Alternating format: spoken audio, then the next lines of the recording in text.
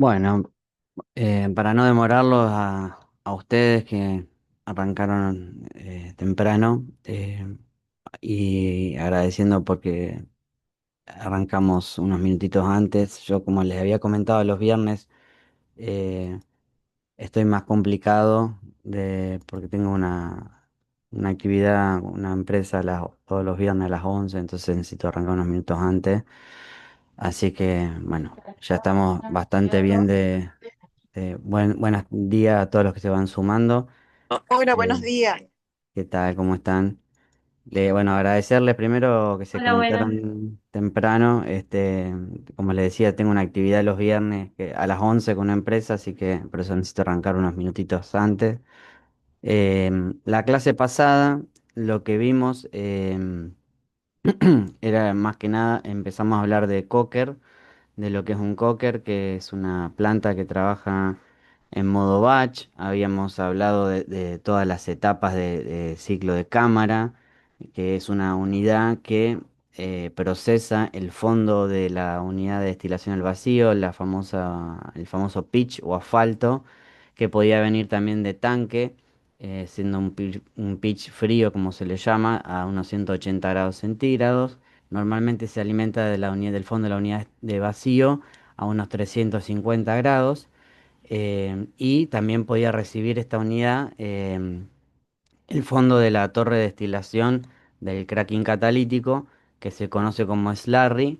Esas tres corrientes se juntan en una misma cañería, van entrando en paralelo en una misma cañería y ingresan al fondo de la torre del cocker, que funciona como alimentación. Algunos diseños viejos de cocker incluían algún acumulador de alimentación o dos acumuladores, siempre había uno alimentando y el otro en modo stand-by. Esos diseños se fueron discontinuando, primero por optimizar espacio en las plantas y segundo porque eh, cuando no se usa esa alimentación que está almacenada ahí, puede acumular un poquito de agua, y eso puede causar algún problema operativo si esa agua entra de golpe en una ebullición abrupta. Hubo algunos incidentes en el pasado en algunos cocker. Sin embargo, algunas unidades, para evitar fluctuaciones de alimentación cuando la unidad de destilación atmosférica o la unidad de destilación vacío tienen algún problema operativo, un upset, como se los voy a escribir acá en el chat. Es cuando se habla de upset. Ay, ¿me deja o no? Ah, no, perdón, lo estoy escribiendo acá está. Em, Cuando se habla de upset son problemas o inconvenientes operativos, es decir, se para una bomba, eso es cuando ocurre un upset, es algún problema operativo que lleva a tomar medidas, algunas más críticas que otras, para sostener la operación. Digamos, acuérdense siempre de esta canción de Queen, de Show Must Go On, o sea, una refinería opera 24/7, los 365 días del año. em, entonces, sobre todo un cocker no puede no operar, porque afecta a la destilación atmosférica, afecta a la destilación al vacío, afecta al cracking, o sea, si lo habíamos hablado, qué pasa cuando el cocker tiene que bajar la carga abruptamente. Entonces, bueno, el impacto que tiene en la operación es muy grande y en toda la refinería. Cuando paran algunas otras unidades es más fácil de sostener la operación. Simplemente hay que bajar las cargas de algunas unidades. Por ejemplo, si se para el cracking, uno puede seguir operando con la destilación al vacío, con la destilación atmosférica, con el cocker, ajustando las cargas de las unidades para sostenerlas, y derivando ese ego pesado que nosotros, o gasoil extra, que generamos en las torres de destilación y en el cocker. Vamos a generar menos porque en primera instancia vamos a bajar las cargas, pero lo que no se va a comer el cracking va a ir a almacenarse en el tanque. En el caso de cuando se para el cocker, al no poder destinar ese asfalto al cocker, hay que destinarlo a tanque, y habíamos comentado que la capacidad de enfriamiento de esa brea, es decir, del sistema de generación de vapor que tiene la unidad de destilación al vacío, es limitado normalmente, entonces no podemos mandar toda la brea por ahí, porque va a ir muy caliente a tanque, no vamos a llegar a la temperatura objetivo. Entonces hay que bajar las cargas y eso termina impactando también en toda la refinería. Bueno, yendo ya a lo que es el coker, habíamos comentado que la alimentación, cuando llega al fondo de la torre, lo toma una bomba que nosotros le vamos a llamar a partir de ahora, se le dice la bomba de carga al horno. Cuando una de las causas más frecuentes por las cuales un cocker se puede parar es porque tenga algún problema eléctrico la bomba de carga, porque haya alguna variación en la alimentación, o porque se tape el filtro. Ustedes recuerden que los gases de la cámara que está en operación terminan entrando a la fraccionadora por arriba de la zona de alimentación. Y además de esos gases que hay, que son vapores de nafta, de gasol, de LPG, también vamos a arrastrar siempre algo de carbonilla que se le llama, que es un carbón muy fino en suspensión, pero que todo ese carbón termina entrando con esos vapores acá. Por eso en la zona inmediata al fondo de la torre hay una serie se llaman de escudos, o en inglés se le dice jets, vamos a poner acá, jets. Esos escudos lo que hacen es, a través de un sistema de lavado que hay, el lavado de los jets, es un sistema de unas toberitas que están por arriba de esos escudos y que parte del gasoil pesado que genera la torre de destilación lo vuelven a recircular como lavado a esos escudos para que toda esa carbonilla que está en suspensión caiga al fondo de la torre y lo terminemos removiendo. ¿Cómo lo removemos? Y en el fondo de la torre eh, hay filtros, es decir, la succión de la bomba, si uno pudiera hacer, vamos a hacer acá un dibujito, si uno pudiera hacer un zoom sobre el fondo de la torre, acá en esta zona vamos a ver que la succión de la bomba en realidad tiene acá una especie como de jaula, que si uno lo ve desde arriba, un poco más le hace un zoom, es una cosa así, con una serie de barrotes. Entonces, ¿para qué sirve eso? Porque la brea que llega acá va pasando por esos barrotes y va hacia el fondo donde lo toma la bomba. Si hubiera algún cascote, algún pedazo de carbón, eso va a ser como de filtro y va a evitar que lo agarre la bomba. De todas formas, para que no se rompa la bomba, ¿no? O no se tape, acá abajo también hay igual un filtro con una malla más fina también para ir juntando todo eso. De todas formas, estas bombas han ido evolucionando y sus impulsores han sido diseñados de una manera tal que tienen como unos dientes y se le dice que son, lo voy a poner acá, crash impellers.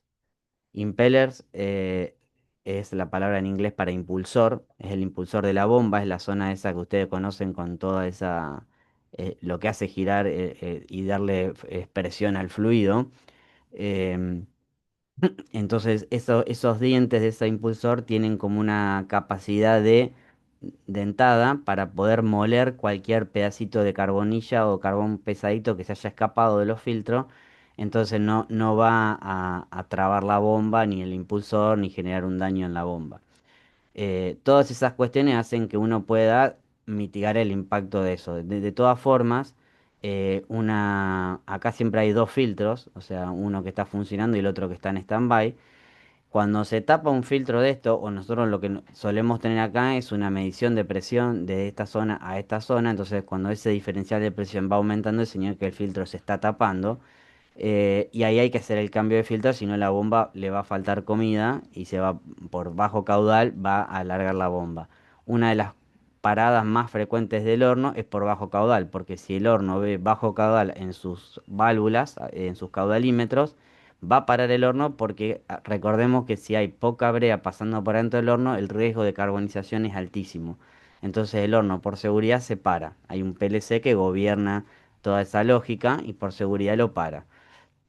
Entonces, una de las causas más frecuentes por la que esa bomba se puede parar es por que se tape el filtro. O cuando nosotros vamos a cambiar de filtro, en algún momento los dos filtros quedan en paralelo alimentando la bomba.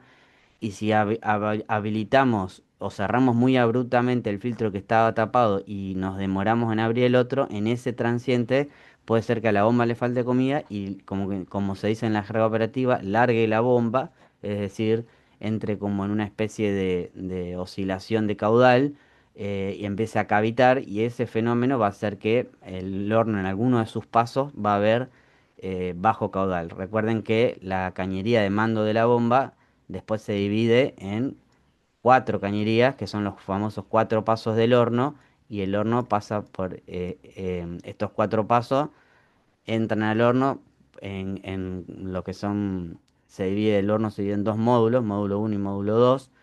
El módulo uno tiene paso uno y 2 y el módulo 2 tiene paso 3 y 4. Esto es para poder hacer un calentamiento más uniforme.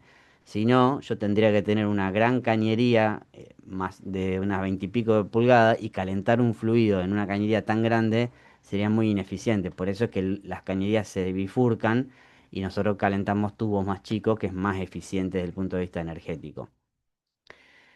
Entonces después la brea sale del horno ya a unos casi 500 grados. Este es un diseño muy conservador. El coque en realidad trabaja más cerca de los 500 que de los 480. Pero más allá de que las cañerías están aisladas para que no se pierda ese calor que vos generás, porque es largo el tramo desde que sale el horno hasta el ingresar a las cámaras. Efectivamente, esta temperatura es la que termina siendo la que llega a la entrada de la cámara. Nosotros en la cámara siempre terminamos entrando más cerca con unos 480, 490 que con los 500 que salimos del horno. Es decir, se pierden unos 20 grados prácticamente. Recuerden que la temperatura cuando hablamos es temperatura de COT. Nosotros habíamos hablado en algunas clases anteriores que COT significa Coil Outlet Temperature o Temperature, para los que no sepan inglés, que es temperatura de salida del coil del horno. El coil es el set de todos estos caños que que pasan por adentro del horno. Eso es lo que se llama coil. Y se maneja también una variable que miramos para ver la eficiencia de un horno es la CIT, que es la temperatura de entrada, el Coil Inlet Temperature. Eso es para ver cuánto duty, es decir, el duty es el contenido energético que el horno está aportando a través de la combustión de sus quemadores. Eh, pero esa temperatura es la de salida del tubo. En la zona radiante, si ustedes, los que han estudiado o están avanzados en las carreras de ingeniería, saben que la zona radiante del horno, que es la caja donde se produce la combustión, es la zona más caliente del horno y ahí podemos tener temperaturas de 680, de 700 grados. ¿Qué pasa cuando se empiezan a coquizar los tubos? Porque a lo largo del tiempo eso va pasando. Y cada vez que hay un evento de que una bomba cavita o se para el horno, em, siempre queda un tramito de ese transiente donde el fluido empieza a pasar más lento, eso genera una leve coquización adentro del tubo. Entonces, a lo largo de todo este coil de tubos de horno, hay una serie de mediciones que se llaman TMT, que es Temperature Metal Tube o Tube Metal Temperature, es la temperatura de piel de tubo. Entonces, esas TMT son sensores de temperaturas que van soldados con una soldadura específica para resistir altas temperaturas y van pegados esos sensores al tubo, a la piel del tubo por afuera. Entonces, esos sensores nos dan una referencia clara de la temperatura que está recibiendo el tubo, o sea, a la cual está expuesto. ¿Qué pasa? El tubo tiene una resistencia mecánica, que uno sabe que como todo metal, a partir de cierta temperatura, empieza a entrar en un transiente donde empieza a fluidizarse, es decir, ya deja de ser un metal sólido y empieza a ser como un compuesto híbrido donde está más, puede estar en el borde de ser un componente líquido, donde el metal empieza a fundirse. Y ahí es donde puede perder el tubo, puede fisurarse, pincharse o rajarse. Por eso es que los ingenieros técnicos monitorean constantemente cómo es la evolución de estas TMT. O sea, uno va a ver que hay gráficos Perdón ahí está. Voy a borrar esto acá. Hay unos gráficos de temperatura que... ¿dónde está? Acá. Si uno hiciera un gráfico de las temperaturas del horno, va a haber siempre una cosa así, que tenés este es el tubo uno, después tenés el tubo 5 y después tenés el tubo 10. Siempre más o menos el horno tiene alrededor de 15 tubos por paso. Entonces uno tiene el tubo uno es el más crítico porque es el que más cerca de las llamas está. Entonces, cuando tenemos un evento, esto supongamos que son un espacio-tiempo de unos 3 meses más o menos. Pero cuando se produce un apagado del horno imprevisto porque larga la bomba, estas temperaturas pueden hacer un salto así y de golpe empezamos a movernos en este umbral.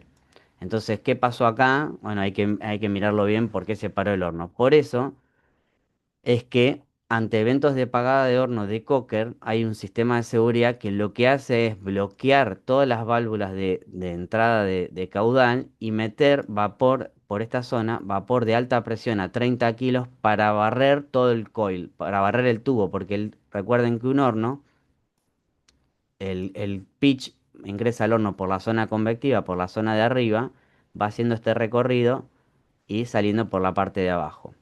Eh, Porque primero lo vamos calentando de manera gradual. O sea, si lo metemos derecho por abajo va a ser muy abrupto el calentamiento. Entonces va haciendo ese recorrido.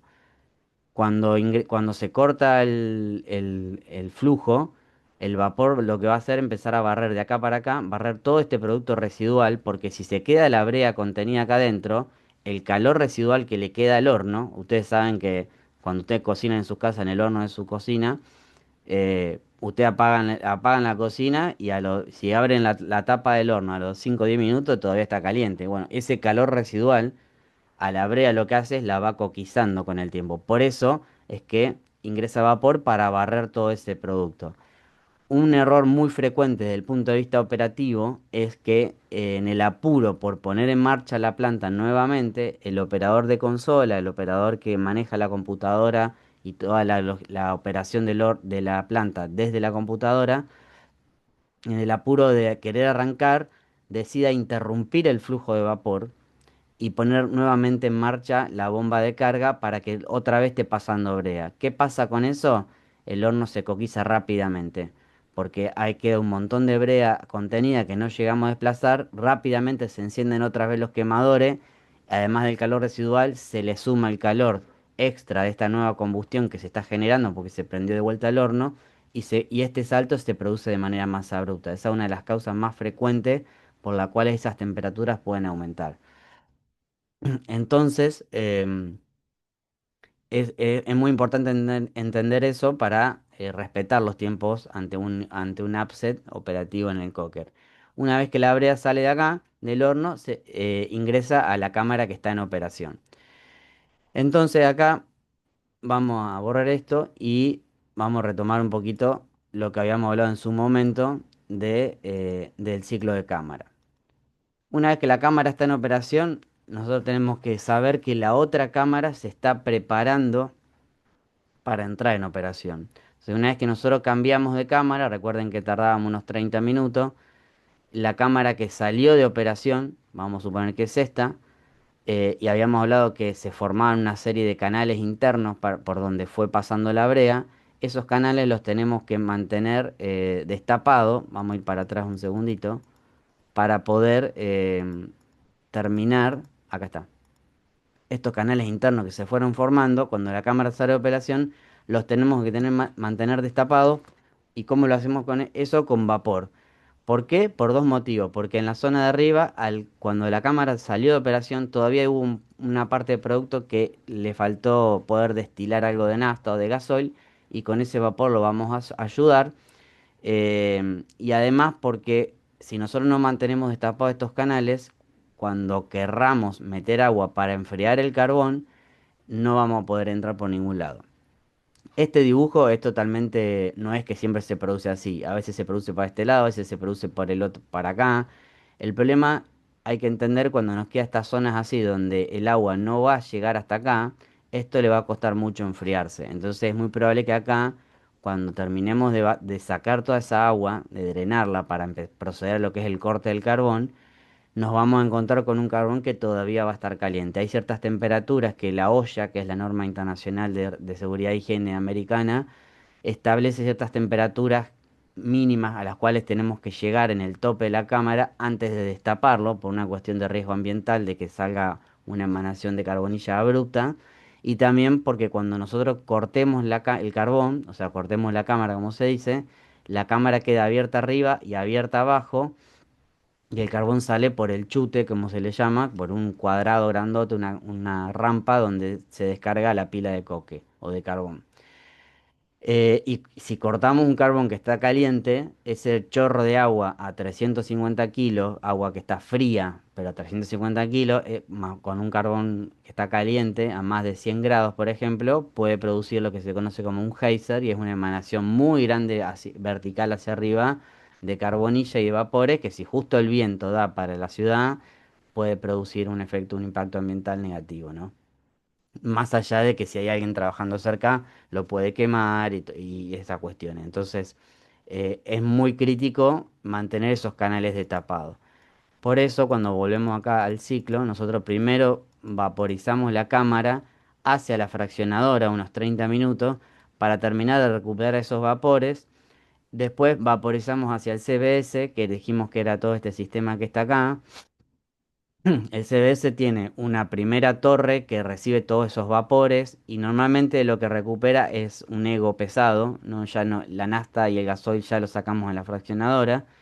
Y los vapores que no se condensan acá van a un acumulador que se llama trifásico. ¿Por qué? Porque este acumulador tiene un bafle en el medio que lo que hace es separar, como nosotros le estamos metiendo vapor de agua, va a condensar agua, acá hay unos condensadores, esto se va a condensar agua, el agua es más pesada que el hidrocarburo, por lo tanto, el hidrocarburo remanente que llegue a este separador va a pasar por arriba de ese bafle y va a caer a la zona de hidrocarburo que lo vamos a recuperar y el agua se va a mandar como agua agria, porque tiene mucho sulfídrico, se va a mandar a la planta de tratamiento de agua agria. ¿Y por qué se le llama trifásico? Porque tenemos hidrocarburo, tenemos dos fases acuosas, hidrocarburo y agua, y gases livianos que no terminamos de condensar porque son muy livianos, que normalmente se suelen derivar al sistema de antorcha de la refinería y se queman ahí.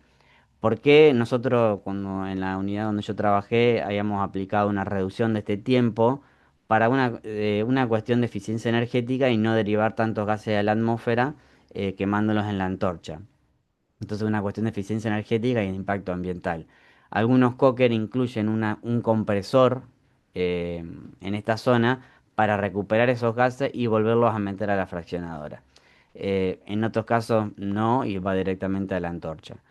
El enfriamiento lleva muchas horas. ¿Por qué? Porque normalmente tardamos unas 4 a 5 horas en meter todo el agua. Va a depender mucho de cuánto llenemos la cámara. Si la cámara quedó llena hasta arriba, el agua va a ingresar por todo ese árbol de ramificación, esos canales. Y hay un sistema de seguridad que si el nivel nuclear de la cámara ve 100%, o sea, es decir, que ya pasamos el nivel de carbón y llegó a medir 100% de nivel, es decir, que el resto es agua, por seguridad va a cortar el ingreso de agua porque ya a partir de ahí el agua se va a ir al CBS. O sea, cuando nosotros estamos enfriando, recuerden que ya venimos de la etapa anterior, que es el vaporizado del CBS, con lo cual la cámara ya no estaba más alineada a la torre, como se dice, su parte superior no estaba comunicada a la torre, sino que ya estaba comunicado con esta planta. Y así queda para proceder al enfriamiento. Es decir, todos los vapores que remanente que se vayan generando por esa evaporación del agua que va entrando en contacto con el carbón, van a ir hacia el CBS. Entonces, si nosotros seguimos metiendo agua y pasamos el nivel de la cámara, nos vamos a ir con el agua por la cañería hacia esta planta y vamos a ir a una torre que normalmente debería recibir hidrocarburos y si recibe agua se para. El CBS es como el riñón, vamos a decirlo, de la planta. No es el corazón, no son los pulmones, pero es un órgano muy importante que si empieza a fallar afecta notablemente a toda la operación de la unidad. Es como el tachito de basura del cocker. Entonces no puede pararse nunca. De hecho, cuando uno arranca un cocker, lo primero que pone en marcha es el CBS, porque ahí van a ir todos los desperdicios o todas las condensaciones eh, parásitas que vamos a tener en el arranque de una unidad, las vamos a ir derivando hacia el CBS hasta que la planta esté en condiciones. Algo importante del enfriamiento para que ustedes se anoten es que volviendo al sistema de la cámara, que nosotros voy a hacer de vuelta la pluma acá para dibujar. Supongamos que el nivel de carbón llegó hasta acá, ¿no? Y nosotros acá teníamos todas las ramificaciones eh, por donde fue entrando la brea y por donde va a ir entrando el agua. Entonces, lo que produce el enfriamiento del carbón no es el contacto agua-carbón, sino es que el carbón, cuando nosotros terminamos la vaporización, la etapa de vaporizado, ese carbón en promedio tiene unos 280, 290 grados. Cuando empezamos a meterle agua que está a temperatura ambiente, 25, 30 grados, se hace con una rampa, es decir, no metes un caudal muy grande de golpe porque puede producir una evaporación abrupta y esa evaporación abrupta que el agua pase muy rápido de la fase líquida a la fase vapor, ustedes saben que cuando el agua se evapora, aumenta muchísimo su volumen. Entonces, esa vaporización abrupta puede producir una fractura del carbón y puede hacer que se derrumbe todo el carbón tapando estos canales. Por eso se arranca con un caudal muy bajito y a medida que van pasándolo cada 10, 15 minutos, por ejemplo, se va aumentando progresivamente el caudal de esa rampa de agua para ir metiéndolo cada vez más rápido, si no tardaríamos, en vez de 5 horas, tardaríamos unas 10 horas.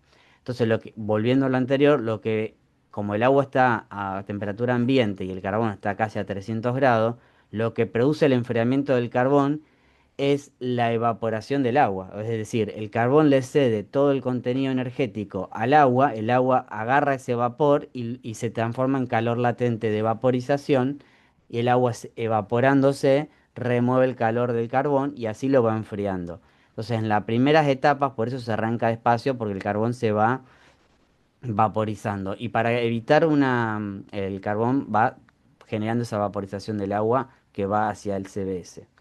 Para evitar que esto también sea muy acelerado, a la salida de la cámara, la línea que está alineada hacia el CBS, acá hay una válvula mariposa muy grande que está generando una contrapresión. ¿Para qué? Para que el agua no vaya rápidamente hacia arriba, sino que además de entrar, vaya forzando su paso hacia los canales laterales.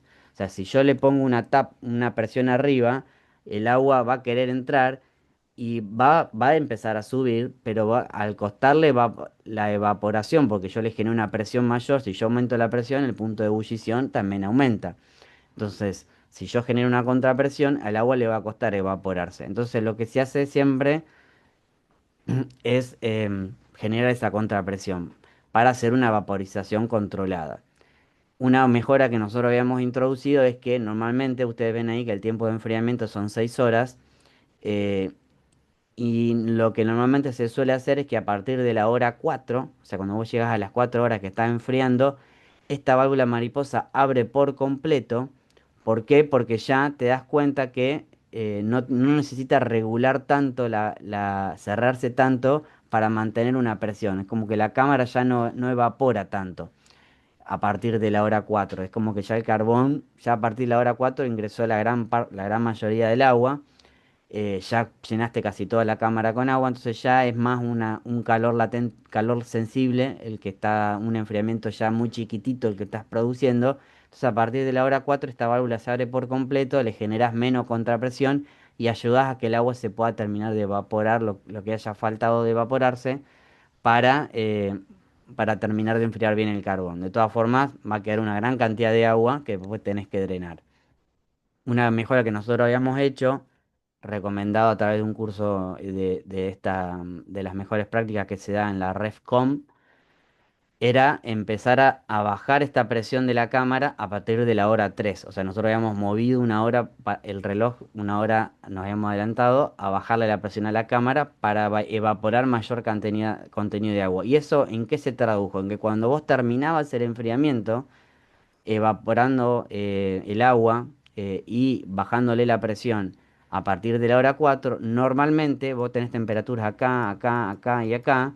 El promedio de todas esas temperaturas normalmente quedaba entre unos 70 unos 80 grados y los puntos calientes, estos de acá, por ahí te quedaban en 100 en 110. Cuando nosotros empezamos a bajar la presión a partir de la hora 3 logramos el promedio de todas esas temperaturas de entre 50 y 80 grados, lo logramos bajar a un promedio entre 30 y 50. O sea, es decir, que nosotros evaporando mayor contenido de agua, logramos una mejora en el enfriamiento del carbón. ¿Y eso cuál es la mejora? ¿En qué se traduce? En que el impacto que vos podés llegar a tener por cortar el carbón y generar un punto caliente es mucho menor. Entonces fue una mejora ambiental, una mejora de seguridad, una mejora de eficiencia energética para meter, no llegar a esos puntos potenciales donde vos tenés mucha agua por arriba del nivel del carbón. Porque ese es otro problema que ahora vamos a charlarlo en el enfriamiento. Vamos a hacer un dibujito acá.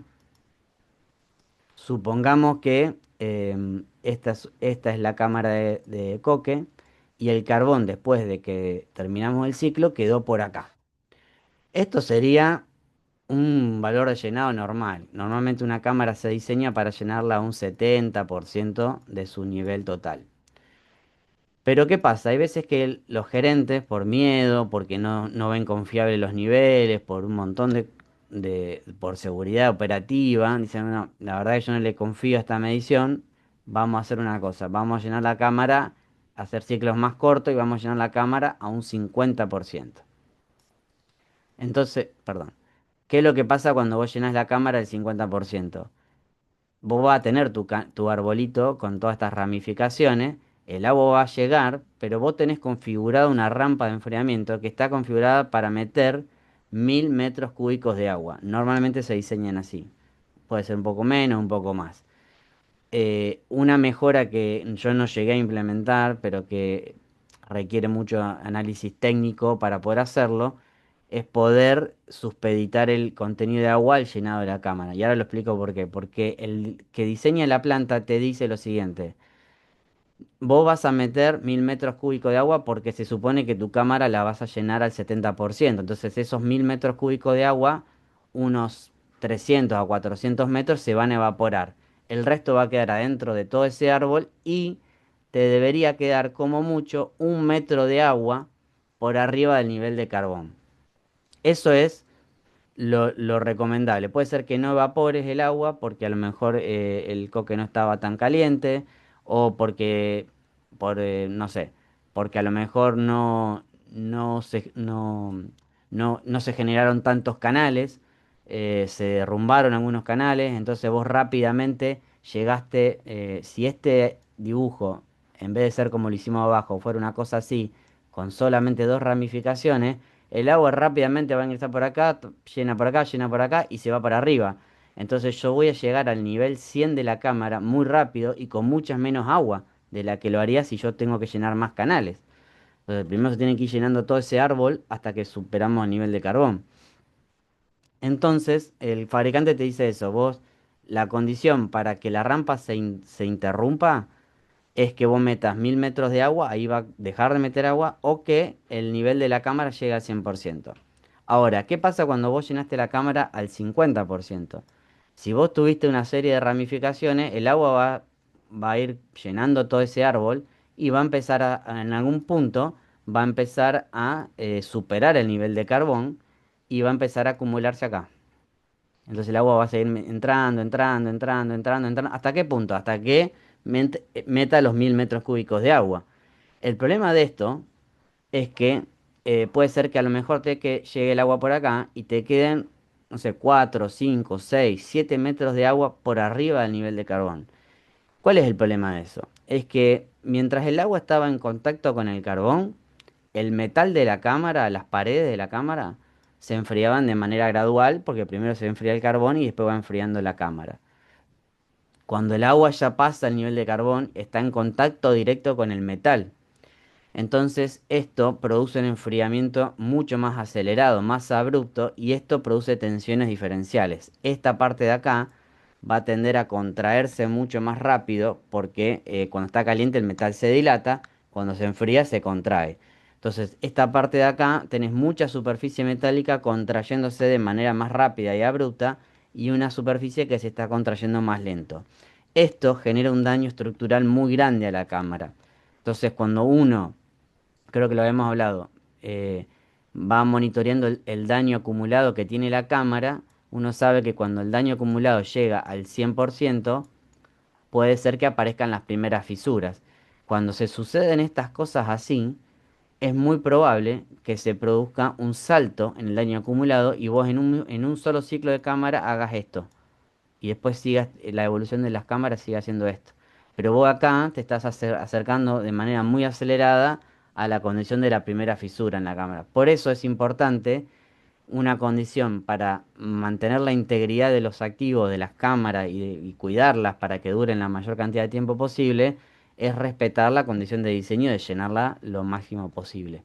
Entonces, a veces por decisiones operativas, nosotros podemos jugar con los largos de los ciclos porque, no sé, hay que reparar algo del sistema de corte, entonces, bueno, adelantamos el cambio de cámara, hacemos un ciclo más corto para que el corte nos quede a la mañana y una vez que terminamos el corte, sabemos que tenemos 18 horas hasta el próximo corte y mantenimiento puede trabajar desde las 10 de la mañana que terminó el corte todo el día. Perfecto, pero estos cambios, estas decisiones operativas siempre van en detrimento de un potencial daño a la integridad de las cámaras. Por eso es importante entenderlo, ¿eh? Bueno. Después que metimos el agua, viene la tapa donde nosotros la destapamos y la comunicamos a la atmósfera para que se termine de enfriar más rápido, pero ya después del enfriamiento tenemos temperaturas menores que la ley ambiental te lo permite, entonces se abre la cámara a la atmósfera, se abre la tapa superior y se empieza a drenar por abajo para que la cámara no se chupe, o no haga vacío, se empieza a drenar toda esta agua. Y eso tarda más o menos unas 2 horas, 1 hora 40 normalmente dependiendo de la cantidad de agua. Y acá es importante entender para que ustedes sepan cómo manejarse con los operadores, que si yo metí menos agua, porque hice un buen enfriamiento, el agua se evaporó bien, yo no es que tengo que pongo a drenar la cámara y el operador va a ir a la cámara recién a las 2 horas, o sea, tiene 2 horas para rascarse el higo o ir a tomar mate. Hay que ver cómo viene este drenaje. Entonces, en la medida que el consolista va a ver un nivel, el nivel de la cámara lo va a ver por acá. Cuando ponga a drenar el agua, el nivel va a bajar, bajar, bajar y va ¿hasta dónde va a bajar? Hasta acá. ¿Por qué hasta acá? Porque este es el nivel de carbón. A partir de ahí ya no va a bajar más nivel, porque después hay que cortar el carbón. Entonces, cuando el consolista ve esto, que se empieza a mesetar, esto puede ser que suceda a la hora y 20, a la hora 10, a la hora, y no a las 2 horas. Entonces es muy importante que tengamos presente esto para poder ahorrar tiempo, porque si yo, una vez que ya llegué acá, yo directamente ahí puedo abrir la tapa del fondo y si quedó algún remanente de agua, bueno, va a caer más agua, pero ya es un agua residual, no pasa nada, digamos, o sea, no hay ningún efecto, ningún riesgo de abrir la tapa de abajo. El tema es si vos ponés a drenar la cámara por una boca de 30 pulgadas o de 20 y pico de pulgadas, va a salir es una avalancha de agua, un tsunami eso. Entonces, no es en algunos casos se ha hecho cuando se tapa la línea de drenaje, no te queda otra que tener que drenarlo así, tomar las medidas de seguridad, pero no es lo normalmente habitual. Entonces, lo normal es que se drene por una cañería de manera controlada. Pero hay que ir monitoreando esto para saber en qué momento ya prácticamente no hay más agua. Y a partir de ahí proceder a la apertura total y empezar a hacer el corte de cama. Entonces los operadores tienen que ir siguiendo esto. El problema de los operadores es cuando se acostumbran de que, bueno, listo, yo ya sé que pongo a vaporizar, tengo media hora. Pongo todas las etapas, hay que ir monitoreándolas para ver que estemos en calidad y en condiciones de poder pasar a la otra etapa. Porque si yo, en vez de 2 horas de drenaje, hice 100 minutos en vez de 120, yo gané 20 minutos que se lo puedo dar al calentamiento y lograr una temperatura más alta en el calentamiento para que el impacto térmico cuando la brea vuelva a entrar, el asfalto vuelva a entrar a la cámara vacía, tenga menos delta T y eso va a ser un menor impacto térmico y una menor fatiga por una dilatación menos abrupta. Entonces, todo tiempo que yo pueda ahorrar y pueda capturar en términos de lo que es el lean manufacturing, que es el eliminar desperdicios y tiempos muertos, se traduce en agregar valor a etapas que sí lo necesitan y que sí lo pueden capturar, como es el calentamiento de la cámara. Entonces yo en cada etapa de la cámara que yo pueda optimizar, lo tengo que hacer, es una cuestión mandatoria para capturar valor y para cuidar mejor las cámaras. Después, una vez que termina el corte, tapamos, hacemos la prueba de presión con vapor para ver que no pierda ninguna de las tapas superiores e inferiores, desplazamos el oxígeno porque la cámara quedó abierta a la atmósfera y ahí ya procedemos a comunicar una cámara con la otra y lo hacemos, ponemos la cámara a calentar. Ahora yo voy a pasar a mostrarle esto que habíamos visto en la clase anterior, que tiene que ver con todo el esquema de válvulas tradicional que se opera en una... Esto es como si fuera una réplica de lo que ve el consolista, el operador de consola en la pantalla de las cámaras del Cocker. Hay varias pantallas de las cámaras, una en donde se muestran las temperaturas, otra donde se muestran las válvulas, otra muy igual donde se muestra el sistema de corte. Bueno, esta es la más común donde se ve toda la operación. Un segundito que tengo un problema acá. Ahí,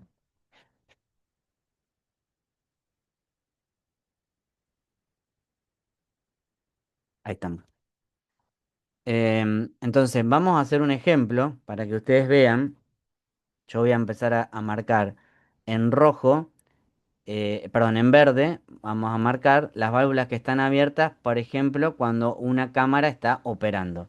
Entonces dijimos que la brea o el pitch viene desde el horno por la línea de transferencia, válvula de cambio, y vamos a suponer que la cámara que está operando es esta de este lado. Vamos a decirle la cámara 2. Entonces la válvula va a estar abierta acá y acá, o sea, va a estar pasando por esta zona así, o sea, está alineada hacia esta cámara. Esta que es la SP6B es la que va a estar abierta, la brea va a venir por acá y va a ingresar acá. Ahora pues seguimos con las válvulas de abajo.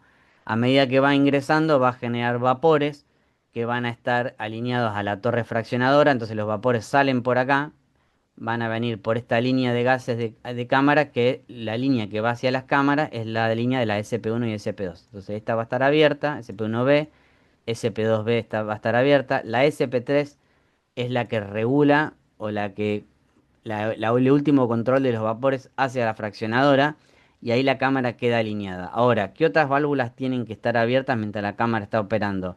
Y si la cámara se presiona porque con la brea ingresa agua o pasa se apaga el horno y la cámara de golpe se empieza a enfriar esa brea, pero después prendemos el horno y se produce una evaporación muy masiva porque hay un montón de contenido no craqueado que de golpe empieza a craquear, eso pasa.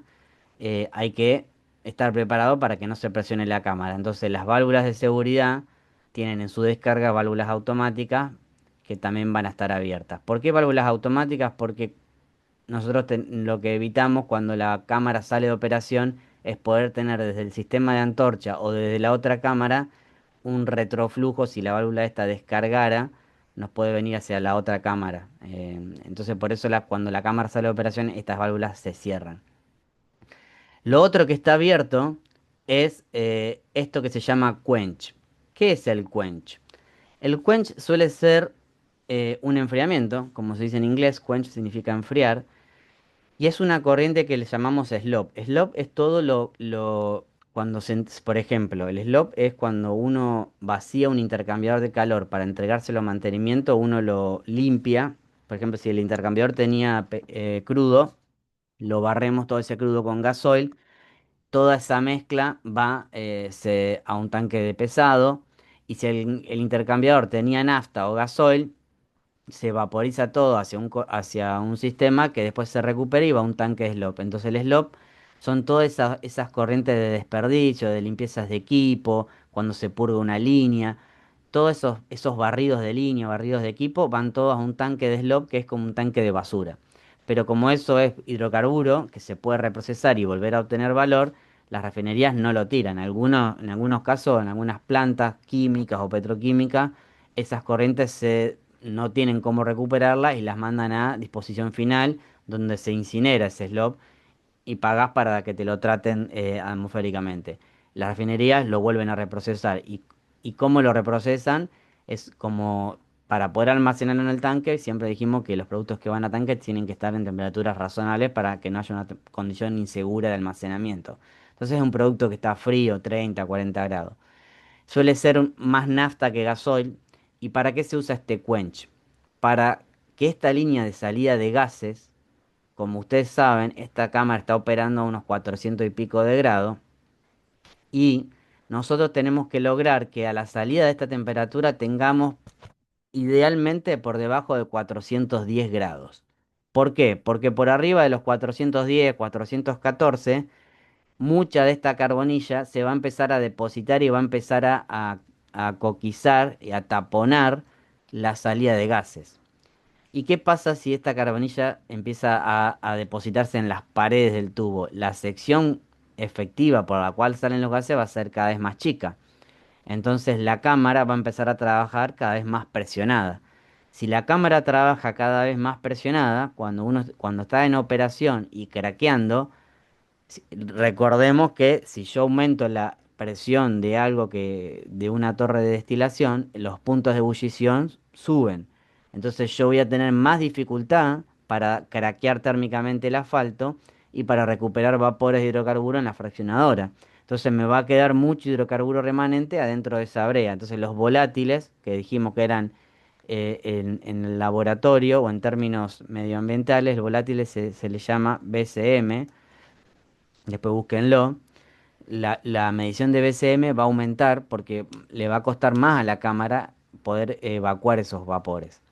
Entonces, para evitar que se tape esa salida de gases, es que se le mete una corriente fría en la salida para que mantener esa temperatura por debajo de los 410 grados, 414. Acá es importante, entonces, estas dos válvulas, cuando la cámara está en operación, estas dos válvulas están abiertas.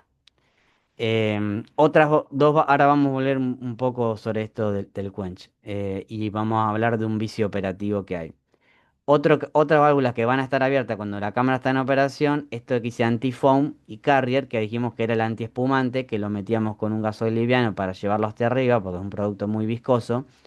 Y recordemos que al ser un producto viscoso y pesado, este producto se dosifica con una bombita dosificadora de desplazamiento positivo, una bombita de pulso, muy poca presión, perdón, mucha presión pero poco caudal, entonces no le da para poder llegar hasta arriba. Ustedes acuérdense que estas cámaras normalmente tienen 35 metros, pero la cámara arranca, esta referencia de donde empieza la cámara normalmente está a unos 15-20 metros del nivel del piso. O sea, tenés 20 metros acá más los 35 metros de la cámara, entonces tenés que tener una bomba y un caudal que pueda subir unos 40 y pico de metros, de 50 metros de altura. Por eso se le mete esta corriente de carrier con una bomba que tiene alta presión.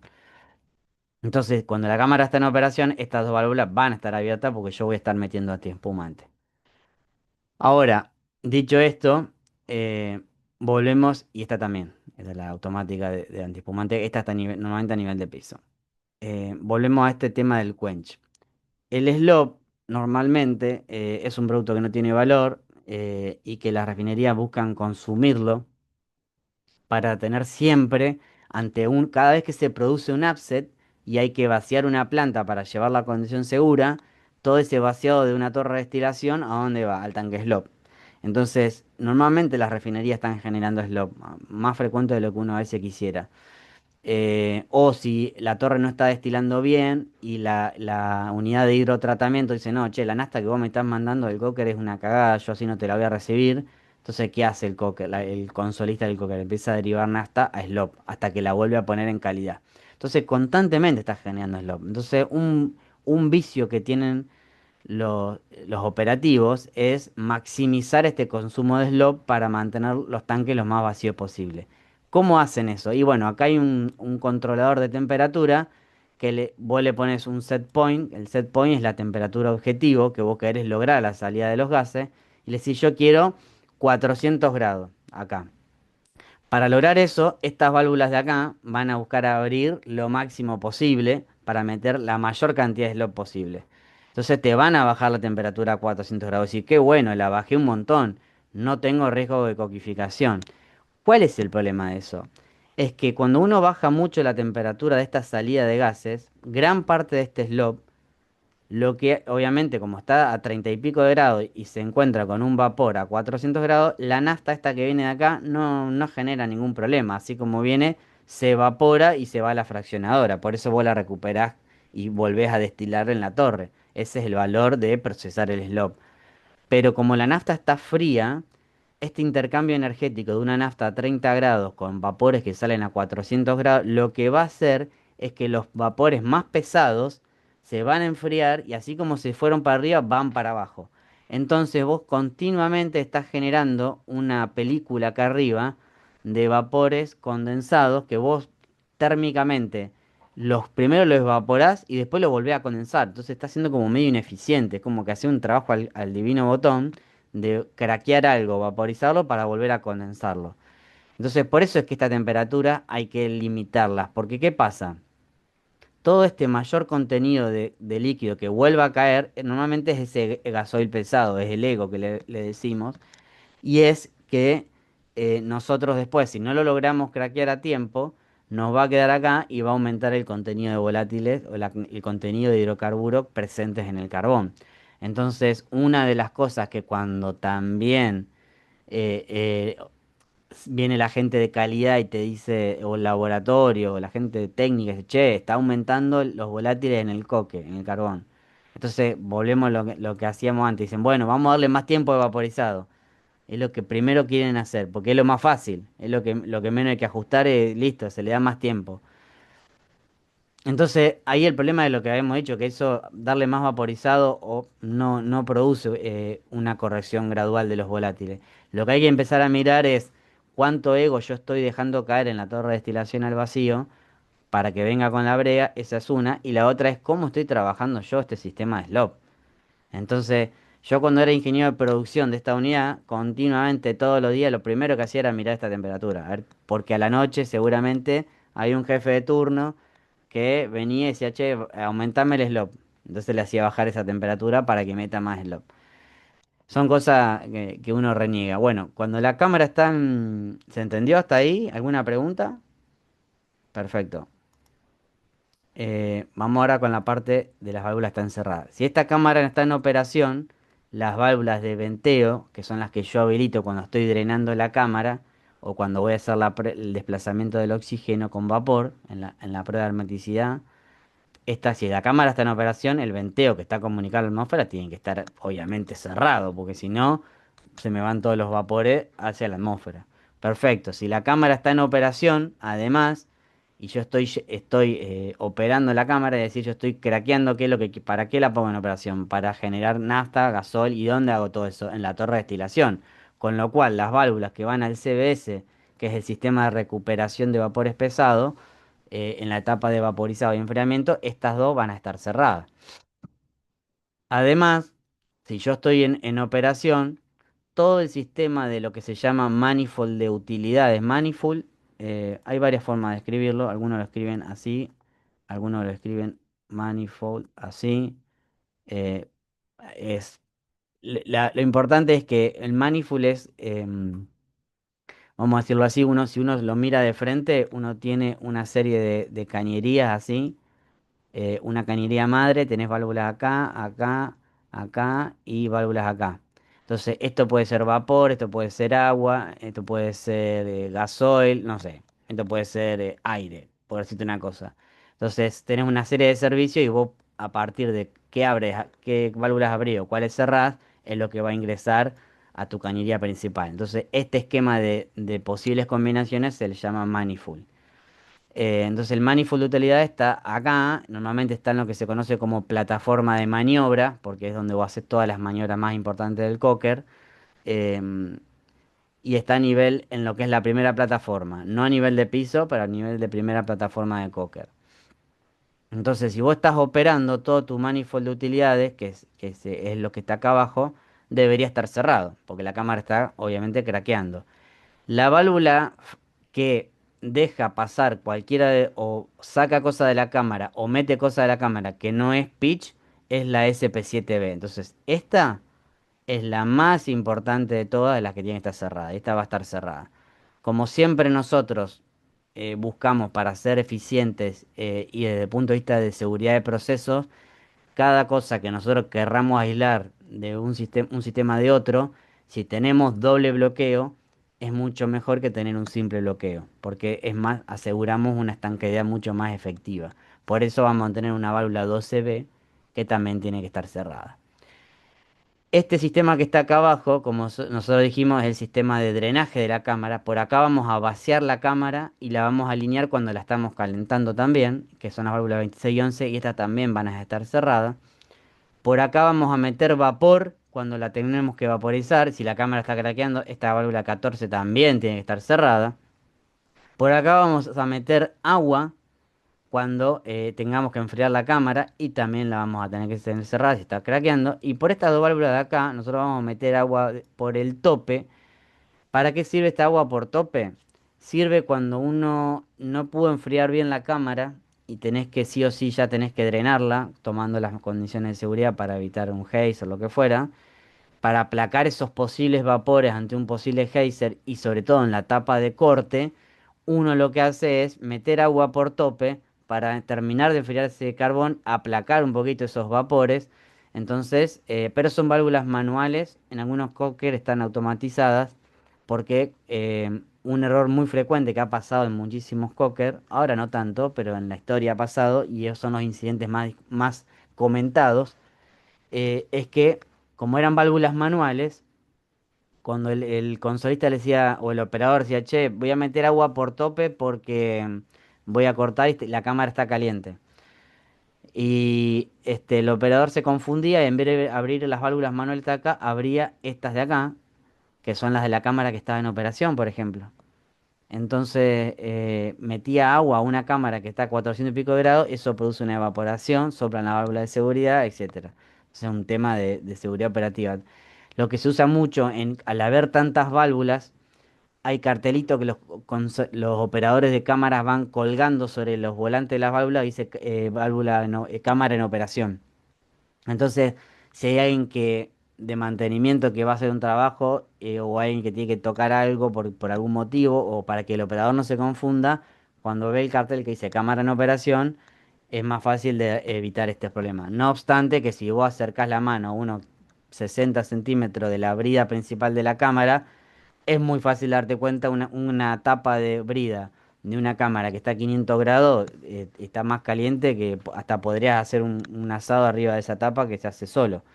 Eh, entonces vos te das cuenta térmicamente, pero a veces el operador viene con la cabeza en otro lado, no se acerca tanto a la cámara por seguridad. Las cámaras están aisladas, pero hay tramos de brida que vos podés darte cuenta del calor que viene, te das cuenta fácilmente cuál es la que está en operación. Aún así todo, hay operadores que se han confundido en el pasado y han cometido estos errores. Por eso es que se le ponen esos carteles. Em, Disculpe, tengo sí, una duda. sí. ¿Cuál es la diferencia? Porque entiendo que por el Kench entra también agua de enfriamiento, ¿o no? No, no, el agua de enfriamiento entra por esta parte de acá. Ese bomba de enfriamiento entra por acá. El quench Y por el solamente Kench, entra nafta o gasoil o puede ser algún ego pesado también que a veces se utiliza. Pero es solamente ah, ese tipo de hidrocarburos. El gasoil pesado es el que menos tratamos de usar porque es el menos eficiente. Pero si no hay nafta o no hay los tanques de SLOP están vacíos, se utiliza eso. Eh, bien, pero los dos se usan para enfriar, digamos. Solamente que uno usa agua y el otro usa hidrocarburos. Claro, pero el Mm. quench se utiliza para enfriar la salida de los gases para que no se forme carbón acá. Y esta Ah, agua de bien. enfriamiento se utiliza cuando la cámara ya salió de operación y si no la pudiste enfriar bien porque se te taparon los canales, porque el vaporizado no fue efectivo, no pudiste meter mucha agua porque en algún momento se rompió la válvula, no sé, se interrumpe el enfriamiento. Bueno, hubo algunas cuestiones que hayan hecho que la cámara no se enfrió bien. Cuando la vayas a cortar, o sea, vayas a cortar el carbón, va a estar medio caliente ese carbón y meterle un chorro de agua a un carbón que está caliente puede generar una emanación abrupta de vapores. Entonces, por eso, para mitigar esos vapores, se utiliza el agua por tope. ¿Eh? Pero son finalidades Es, distintas. ¿Está? sí, ahí entendí. Gracias. Perfecto. Bueno, entonces así está la cámara de la que dijimos, la que está operando. Ahora vamos a suponer que estamos, que esta cámara de acá está, no sé, vamos a decir que está enfriando, ¿eh? O que está calentando. Vamos a decir la más normal. Esta está operando y esta cámara se está calentando. Si yo estoy calentando la cámara, entonces hay algunas cosas que tengo que pasar vapores por una línea para ir hacia la cámara y no los puedo perder. Entonces, a ver cómo me quedó el color bien, perfecto. Si yo estoy calentando la cámara, no puedo tener esta cámara abierta a la atmósfera, con lo cual los venteos van a estar cerrados. Si yo estoy calentando la cámara, por seguridad, si a mí se me llegara a tapar esta válvula, que hace que los vapores vayan todos para acá, yo en algún momento voy a empezar a derivar vapores para acá, pero si esta válvula se cierra, se me van a venir todos para acá. Entonces la cámara se puede presionar, con lo cual las válvulas de seguridad tienen que estar abiertas. Ahora, si yo estoy calentando la cámara, lo que no puedo hacer es meter otro producto frío que me la enfríe, porque yo lo que quiero es calentar. Entonces las válvulas de quench de la cámara que se están calentando van a estar cerradas. ¿Está? Si yo estoy calentando la cámara, tampoco puedo meter, como dijimos, algo que la enfríe. Por lo tanto, las válvulas de enfriamiento por tope tienen que estar cerradas. La válvula de enfriamiento tiene que estar cerrada, la 13A. La válvula a ver, bien digo, la 12 tiene que estar cerrada. La válvula de drenaje tiene que estar cerrada. La válvula de vapor también tiene que estar cerrada porque yo la voy a calentar con vapores de la cámara, no con vapor. En la puesta en marcha, como no hay ninguna de las... Cuando nosotros arrancamos de cero, la planta está totalmente parada. ¿Cómo calentas la primera cámara si no tenés vapores de la otra? Con vapor. Normalmente se utiliza vapor. Por eso es eso para la puesta en marcha. Pero en esta operación no, que estamos hablando ahora. Ahora, si yo estoy calentando la cámara y esta cámara está en operación, es para evitar que se pueda comunicar una cámara con la otra y que pase brea, si esta válvula no fuera 100% estanca, esta también va a estar cerrada. Esta que está acá, la SP5, es la válvula por la cual nosotros hacemos lo que se llama el bypass de cámara. Es decir, cuando nosotros tenemos una condición que no podemos pasar a la otra cámara y o se está por, no llegamos con los tiempos, se rompió el sistema de corte y esta cámara se está llenando y no llegamos a preparar la otra, bueno, vamos a bypass de cámara. ¿Por dónde vamos? Por esta válvula de acá, pasamos por la SP3 y nos vamos a la fraccionadora de vuelta. Entonces, el fondo de fraccionadora viene por el horno, válvula de cambio, SP5, SP3, vuelve a la fraccionadora y así está dando vuelta la circulada de la brea. Ahora nosotros acá estamos diciendo que la cámara se está calentando. Entonces, si se está calentando, va a recibir vapores de esta cámara y por algún lado esos vapores, como la cámara está fría, los vapores a medida que ingresan van a empezar a condensarse y ese calor de condensación es lo que va a ir aumentando la temperatura de la cámara. Eh, pero si nosotros la estamos calentando, vamos a calentar obviamente por esta línea de acá, por la línea que vienen los vapores de la cámara. Entonces las válvulas que van a ir al CBS tienen que estar este, completamente cerradas. Ahora vamos con la parte que tiene que estar abierta. Si nosotros calentamos la cámara, venimos por acá, obviamente vamos a tener que abrir esta, venimos por acá, venimos por acá, venimos por acá. Esta está cerrada, la SP7 va a estar abierta. Y estas dos también, porque todos estos vapores que van entrando acá van entregando su calor, se van condensando y por dónde los descargamos por acá y los recuperamos en el CBS. Entonces el CBS recupera esos vapores y los vuelve a meter normalmente como quench acá a la cámara que está en operación. Entonces también para eso sirve calentar de esta manera. Lo importante de esto, del sistema de calentamiento, es entender cómo operan estas válvulas. De todos estos juegos de válvulas, la SP1, SP2, SP4 y SP8, hay una de esas válvulas que siempre, la primera que ve mirando desde la cámara hacia afuera, o sea, si uno viene por acá, la primera válvula que se tope, o sea, la SP1 y la SP4, esas válvulas se dicen que son de apertura total. Yo aprieto el botón verde que dice abrir y la válvula hace en 3 segundos y se va de 0 a 100. Entonces, una vez que yo aprieto ese botón, tengo que estar seguro que esa operación la puedo hacer. A distinto es las válvulas que le siguen, la SP8 y la SP2. Esas válvulas se llaman, en inglés, se les da el nombre de shock valve. ¿Qué significa que una válvula sea shock valve? Que van a abrir por pulsos. Es decir, yo aprieto una vez el botón abrir y la válvula abre un 2%. Si yo la dejo apretada, empieza a abrir 2, 4, 6, hasta que yo suelto. Entonces, ¿para qué sirve eso? para que cuando yo voy haciendo, yo primero estoy viniendo por acá, tiki, tiki, tiki, me voy a la fraccionadora. Perfecto. Ahora yo después abro esta, la abro de golpe. Perdón, esta válvula la abro de golpe, la SP1. Ahora, a la hora de comunicar todo esto para acá, lo que va a hacer el consolista va a ser empezar a abrir despacito esta válvula y va a ir cerrando un poquito la SP3. Entonces lo va haciendo gradual, porque si yo abro de golpe esta válvula, el riesgo que tengo es que toda la fraccionadora se me venga para atrás, porque esta cámara va a estar a menor presión y tiene menor resistencia, es una cámara vacía. Entonces el vapor, cualquier líquido busca el camino de menor resistencia para fluir. Entonces todos los vapores de la fraccionadora se me vienen para atrás y ahí hacemos una cagada bestial porque se tapa todo. Por eso es que el operador de la consola lo que va haciendo es abre un 2% acá o le pide al operador de afuera. Normalmente esta válvula la abre el operador de afuera. Le dice abrí un 2%, tic, 2%. Ahora cerrame la SP3 un 2%, tic, va a cerrar. Entonces va haciendo una y una hasta que queda la SP2 completamente abierta y esta válvula normalmente no se restringe más de un 20, un 30%. O sea, no se cierra, queda un 70% abierta o un 30% cerrada, depende como lo quieran ver. ¿Por qué? Porque si no le sacas mucha comida a la fraccionadora se te desinfla. Es normal que la fraccionadora, cuando dijimos estamos en etapa de calentamiento, va a generar menos nafta gasoil porque hay muchos vapores que en vez de estar yendo para la fraccionadora están yendo a calentar la cámara. Bueno, la cámara hay que calentarla, si no, no puede entrar en operación. Pero eso hay que hacerlo gradual. A veces, cuando los tiempos apuran, para tener un mejor calentamiento, preferimos y podemos sacrificar mucha, generar menos nafta todavía, o sea, cerrar más esta válvula de acá, la SP3, para que vayan más vapores y acelerar el calentamiento.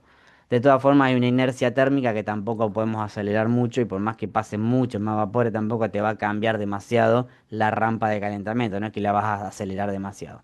Pero bueno, eso es un poco un ejemplo. Después, lo que yo los invito a que ustedes con este mismo esquema, con la presentación que yo les pasé, para la clase que viene, yo les voy a dejar como una pequeña tarea que piensen cómo sería el esquema de válvulas cerradas, válvulas abiertas, para cuando una cámara está operando y cuando la otra cámara está enfriando. Entonces ahí vamos a ver por dónde entra el agua, por dónde va a salir el vapor del agua, cómo tiene que estar, cómo tenía que estar alineada la cámara cuando estaba enfriando. Bueno, entonces para que lo discutamos y es bueno hacer ese ejercicio para que uno va aprendiendo mucho de esa manera. Antes de irnos al break, Disculpa, sí, tengo una duda puntual. En el gráfico anterior que estábamos viendo, todo lo que está marcado con unos recuadros amarillos, o sea, sí entendí todo lo de las válvulas, pero capaz me perdí eso que está marcado con amarillo, con cuadros. esto.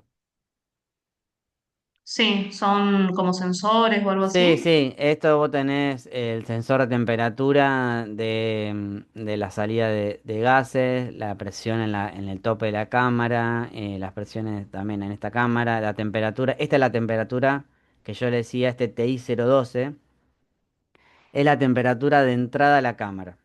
¿Por qué es importante esto? Cuando uno está enfriando, ¿se acuerdan que yo les dije en la clase pasada? Cuando uno empieza a meter agua, esta temperatura empieza a bajar en los primeros 2 minutos, baja a una razón de 50 grados por minuto.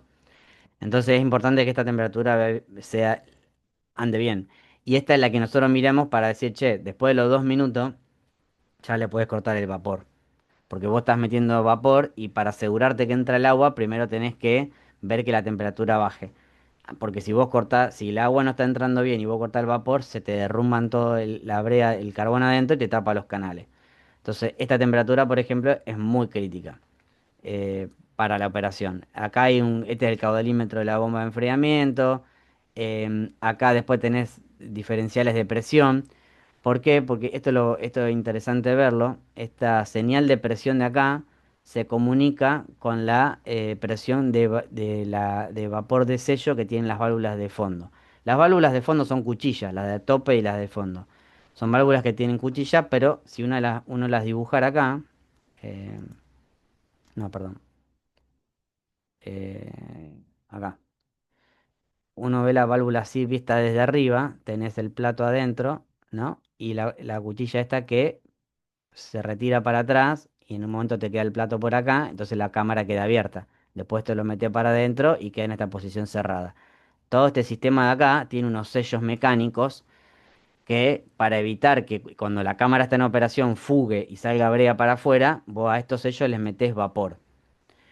¿Y cómo te asegurás de que no fugue? Y la cantidad de presión de vapor que vos le metés va a depender de la presión que estés mirando acá. Entonces, acá normalmente llegás, esto es muy interesante para que ustedes vean la pérdida de presión que te produce el horno. Porque la brea o el pitch va pasando por todos los tubos del horno y va perdiendo presión. Sale de la torre con unos 45 kilos y llega a la cámara, arriba, acá a la plataforma de maniobra, con 3 4 kilos. Imagínense, pierde casi 40 kilos a la salida del horno. A la salida del horno sale con unos 7 8 kilos más o menos y después llega a la cámara con unos 4 o 5 kilos. Entonces, lo que vos haces, tenés que garantizar por lo menos unas, si no recuerdo mal, unas 50 PSI por encima de esta presión para, eh, de presión de vapor para que no pierda brea hacia afuera. Entonces, este diferencial de presión está calculando la presión que tiene acá y le dice, bueno, ¿cuánto te falta para tener 50 PSI más? O sea, perdón, ¿cuánto tenés que meterle vapor para tener 50 PSI más por arriba de esta presión? Y esa suma de de la presión de operación del pitch más las 50 PSI es la presión final de vapor que va a meter para sellar estas dos cuchillas. Y de esa manera vos te asegurás de que no pierda para afuera.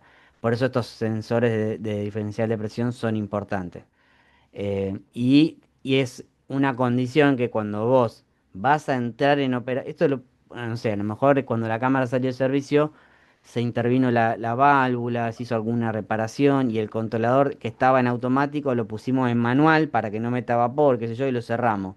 Después siguió el ciclo de cámara, hacemos un cambio de cámara, volvemos. Entonces, antes de hacer el cambio de cámara, una de las condiciones que tiene que chequear el consolista es que este control esté en automático, porque en la medida que él cambia esta válvula hacia el otro lado y empieza a pasar brea para este lado, este controlador tiene que estar en automático porque va a tener que empezar a meterle más vapor al sello para asegurar mayor presión de vapor por encima de la presión de operación para que no pierda. Entonces, todas estas cuestiones amarillas son sensores básicamente de medición que son muy críticos. Bueno, De 10, gracias. no, de nada. Estamos en hora de break. Antes de pasar al break, este es un esquema muy resumido, después mírenlo, pero es de lo que es un CBS. El drenaje de la cámara que yo le decía, de los gases, cuando está calentando, se junta todo primero en un primer equipito que se llama un acumulador de condensado que lo toma esta bomba, lo mete al equipo principal. En este equipo principal viene la descarga del vaporizado de la cámara cuando alineamos la cámara al CBS y cuando está enfriando la cámara. Tiene un intercambiador de calor para asegurar que nunca haya agua en el fondo, sino esta bomba larga, cavita. Entonces, ¿por qué está dibujado así? Porque el mazo de tubo, si yo dibujo, miro la torre por afuera, el mazo de tubo está todo metido así acá adentro y acá está la tapa del intercambiador. Yo lo único que veo de afuera es una tapa redonda, lo que se llama, lo que le dicen la cebolla, porque parece una cebolla cortada a la mitad. Yo lo que veo, si le miro a la frente a la cámara, veo esto, nomás. Y esta es la parte de donde final del intercambiador de calor, pero está todo metido adentro. Esto es para ahorrar espacio. En algunos cocker viejos también el intercambiador estaba afuera.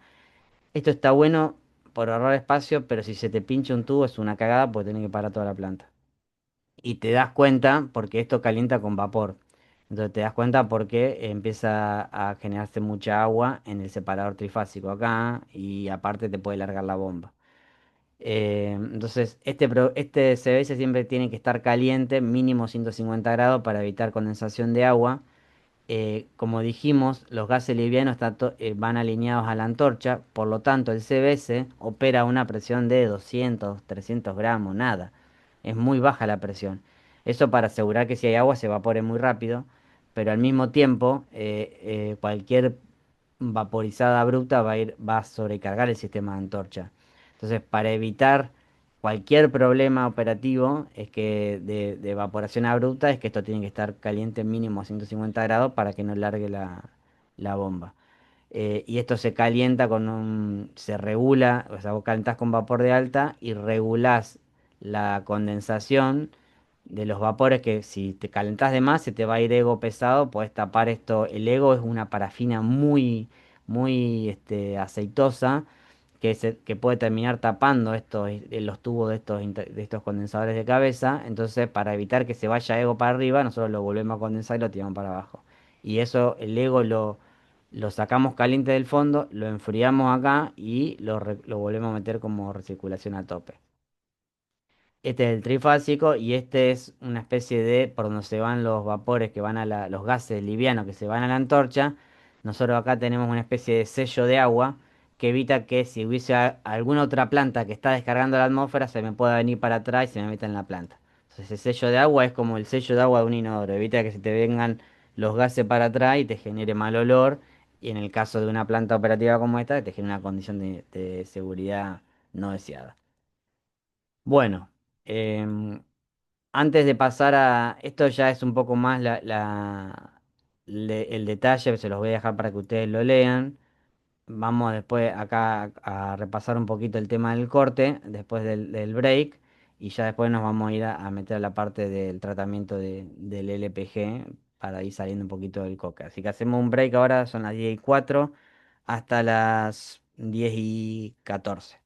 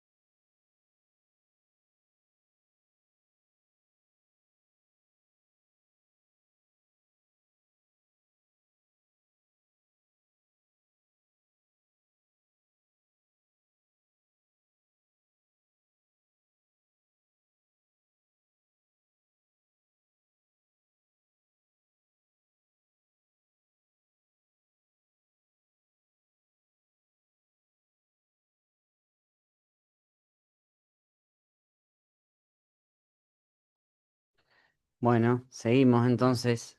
Eh, en estas diapositivas que pasé así medio rápido, las últimas, hay una pequeña descripción de todas las etapas que fuimos mencionando. En la etapa de corte, em, es importante para revisar esto que estamos viendo acá, que es como una vez que se produce la perforación del carbón, cómo va cayendo y se va retirando la producción. Y lo que nosotros vemos es primero esta bajada que se ve acá es es la señal de la posición de la mecha y cómo se va moviendo cuando baja, hace una primera perforación, después la subimos hasta arriba de todo. Volvemos a bajar, hacemos un nuevo repaso de este cono de acá abajo en la etapa para asegurarnos que cuando vaya cayendo el carbón no se trabe acá abajo.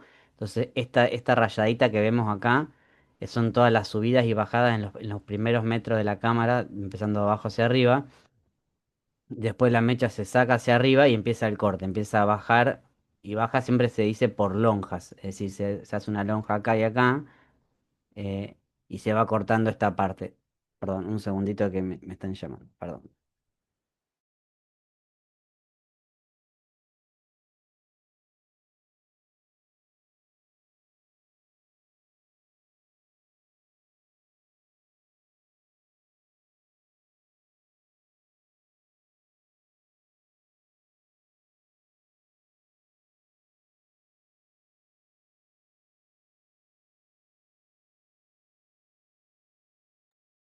Perdón, justo me sonó el teléfono. Bueno, entonces le decía eso, lo que se ve abajo son esas subidas y bajadas en los últimos metros y después cuando sube la mecha empieza a bajar y empieza a cortar y va subiendo y bajando. Por eso ven bien que baja acá, sube, después vuelve a bajar una cantidad de metros y los empieza a repasar de vuelta, tiki tiki, así va bajando y va haciendo todo el corte. Y eso es lo que van viendo. Y después esto que se ve acá es que la mecha sube y va haciendo un repaso de toda la cámara hasta que la sacan definitivamente por encima de la cámara y ahí finaliza el corte. Entonces, este es el esquema tradicional de lo que se ve un corte típico. Lo que nosotros habíamos hablado en la clase anteriores es que estos repasos hay que minimizarlos, sobre todo el operador tiene que saber bien reconocer el ruido de cuando el agua pega contra el metal para no estar repasando por demás por una cuestión de ser demasiado conservador. Acá tienen un resumen de todas las etapas más importantes del ciclo de cámara. Esto es para ustedes, para que lo vean después tranquilo. Y ahora pasamos ya para empezar con lo que es el módulo de tratamiento de LPG, que era, habíamos dicho en la clase anterior, que era la planta Merox, que es donde se retiraban los mercaptanos. Em, La planta Merox normalmente es una licenciataria, o sea, la responsable de hacerla es la empresa, o sea, la dueña de la licencia es Honeywell UOP, es el nombre de Merox que le dan. Em, Hay otras marcas o otras empresas como Merichem, por ejemplo, que hacen un esquema muy parecido de planta, pero son procesos muy similares. Pero normalmente el más conocido o el más aplicado en la industria es el de UOP. Perdón, un segundito.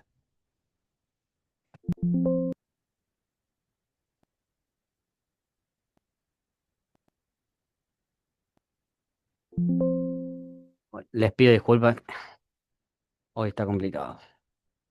Bueno, entonces lo que vamos a ver nosotros es explicar básicamente qué tipo de equipos este, involucran dentro de un diseño de una planta de este tipo y hay los aspectos más importantes de la operación.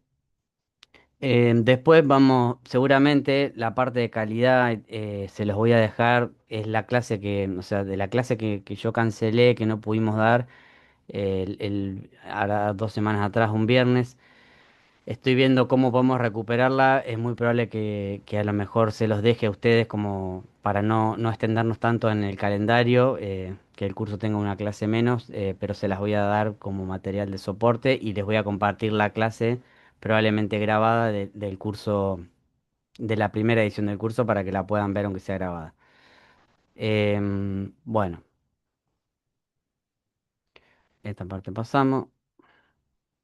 Entonces, vamos a lo más importante. ¿Qué es lo que hace el Merox? Es sacarle al LPG, que es la mezcla líquida de propano y butano, es sacarle los mercaptanos. Los mercaptanos es esta fórmula química de una cadena carbonada asociada a, a un átomo de azufre y a uno de hidrógeno. Este tipo de molécula, SH, es la molécula que se conoce como mercaptano. Este, por ejemplo, es un ejemplo típico de un mercaptano o sea, una cadena de 6 carbonos que tiene moléculas de mercaptano en varios lugares. Y esta es la molécula o la fórmula química de la soda cáustica que va a ser uno de los principales eh, actores en este proceso porque lo que vamos a hacer en la torre donde entra en contacto el LPG con la soda, lo que se va a producir es que la soda va a remover el mercaptano formando un compuesto que se va a llamar mercapturo de sodio y ese mercapturo de sodio va a entrar a la unidad de regeneración de soda cáustica del Merox, donde se va a oxidar y el mercapturo va a pasar a ser disulfuro. Y el disulfuro tiene la particularidad que es soluble en el hidrocarburo. Entonces, en esa unidad de regeneración y oxidación, nosotros metemos una corriente de nafta. ¿Para qué? Para que ese disulfuro que se va generando se vaya difundiendo en la nafta y así lo retiramos, así retiramos el azufre del proceso, o sea, sacándolo como disulfuro. Pero es importante entender que lo que hace la soda no es oxidar ni extraerlo químicamente, perdón, no es oxidarlo o no es acomplejarlo solamente, sino la única función de la soda es extraer el mercaptano como mercapturo y de esa forma el LPG sigue viaje libre de este tipo de azufre. Aguas arriba en el proceso puede pasar que tengamos también algunos componentes como sulfuro de carbonilo, que el sulfuro de carbonilo se escribe COS o se le llama COS. Es un azufre unido a una molécula de monóxido de carbono. eh, y esa particularidad se puede dar cuando nosotros no desplazamos bien el oxígeno en la prueba de hermeticidad, cuando se empieza a entrar la cámara en operación, si quedó algo de oxígeno se puede acomplejar de esta manera como sulfuro de carbonilo y como es muy liviano termina llegando al Merox a través del LPG. Entonces nosotros en la Torre Mero vamos a ver ahora con una solución que se prepara, que se llama prelavado. Vamos a ver que la Torre de Mero tiene dos secciones, la sección de prelavado y la sección de extracción. En la sección de extracción va a suceder la remoción de los mercaptanos con la soda cáustica y en la sección de abajo de la torre, la de prelavado, con una solución que tiene soda, que tiene MEA, que es monoetanolamina y tiene agua para regular el pH de la solución y el contenido de la fuerza cáustica, vamos a poder remover este sulfuro de carbonilo y otras especies azufradas que puedan venir que no tienen que pasar a la zona de extracción. Cuando hablamos de otras especies azufradas, básicamente hablamos de sulfídrico, que es el famoso H2S. ¿Qué pasa con el sulfídrico? El sulfídrico nosotros lo sacamos con la soda cáustica que hay en la solución de prelavado. En la parte de abajo, si esta es la torre se divide en dos. En la parte de abajo vamos a sacar el sulfídrico y el mercaptano, perdón, y el sulfuro de carbonilo lo vamos a sacar acá. Y el LPG va a entrar por acá, va a salir por acá y va a pasar a la zona de extracción y ahí vamos a sacarlo con soda cáustica, vamos a remover y a retirar lo que se llama mercapturo de sodio, que lo dibujamos de esta manera el sodio con la molécula de mercaptano. Este es el mercapturo de sodio. Esto es lo que va a salir por acá. Y acá va a entrar, esta soda cáustica va a entrar por acá. ¿Qué pasa con el sulfuro de hidrógeno o el sulfídrico? La reacción de sulfídrico con soda cáustica es muchísimo más rápida, es mucho más selectiva que la del mercaptano con la soda cáustica. Entonces, si yo no tengo una buena solución de prelavado y no remuevo el sulfídrico acá, y el sulfídrico pasa con el LPG acá, se me viene a esta zona y como es más selectivo, va a reaccionar y me va a formar, en vez de mercapturo de sodio, me va a formar un un sulfuro de sodio, que es una sal. Y esa sal es termoestable, o sea, con lo cual es muy difícil de romper y de oxidar. Entonces se me empieza a tapar todo el circuito de sales. Y como esta reacción sucede más rápido que la del mercaptano, el LPG se me va con los mercaptanos hacia la unidad de donde se separa propano de butano. Y ahí el LPG me empieza a dar mal de calidad porque lo que se mide en el LPG es el azufre total. Y como yo no pude remover los mercaptanos, me empieza a dar mal por eso, el azufre. Entonces por eso es importante que el sulfídrico no pase a la zona de extracción. Esto para que ustedes tengan una, se lo dejo para ustedes. El mercaptano es un compuesto químico que lo que me gusta más destacar acá es el tema del umbral olfativo. El sulfídrico tiene ese famoso olor a huevo podrido, o son los famosos gases que la gente se tira. eh, el olor a podrido tiene que ver con el sulfídrico, pero el mercaptano también tiene un olor muy parecido a podrido, ligeramente distinto al sulfídrico, pero lo que tiene de distintivo es que nosotros el sulfídrico lo olemos con un umbral un poquito más alto y el mercaptano se llega a oler muy poquitas cantidades, o sea, una parte por billón, no por millón, por billón está dentro del umbral olfativo de la gente. Por eso, al ser con muy poquitas cantidades, muy fácil de detectar, el mercaptano es el compuesto que se suele agregar al gas natural para que nosotros sentamos el famoso olor a gas. Cuando uno prende la hornalla y siente olor a gas, no es que el gas tenga olor, es el mercaptano que se le agrega al gas natural para que ustedes lo puedan, para que ustedes, si hay una pérdida de gas, la puedan detectar olfativamente. Che, acá hay olor a gas, bueno, es por eso. En el LPG se saca porque en cuestiones de calidad para combustionar después el butano o el propano no es bueno, digamos, porque genera residuos, va tapando quemadores, etcétera. Entonces, para el LPG hay que sacarlo. En otros procesos, como el del gas natural, se le agrega. Hay acá unas características más para que ustedes tengan.